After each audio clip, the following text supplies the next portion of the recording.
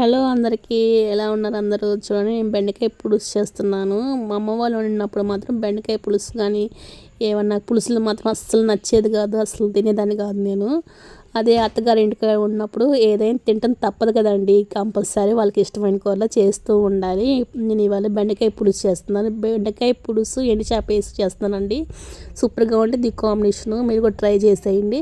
ఈ బెండకాయలు వేసినప్పుడు కల్లుప్పు వేసి మూత పెట్టుకోకుండా ఫ్రై చేసుకోండి. ఫ్రై అయిన కాంచి ఎండు చేపలు వేసి చేసుకోండి, ముక్క చిదురు అవ్వకోకుండా ఉండిద్ది. ఇదే ప్రాసెస్లు చేసుకోండి, ఏ ముక్కకు ఆ ముక్కలు ఉంటాయి.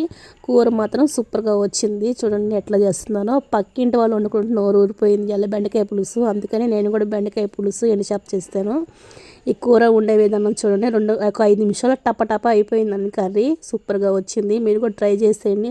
ఒక లైక్ చేయండి, షేర్ చేయండి, కామెంట్ చేసేయండి. కామెంట్ చేయడం మాత్రం మర్చిపోకండి. చూడండి, సూపర్ టేస్ట్ అండి, అద్భుతంగా ఉండిద్ది. మీరు కూడా ట్రై చేయండి.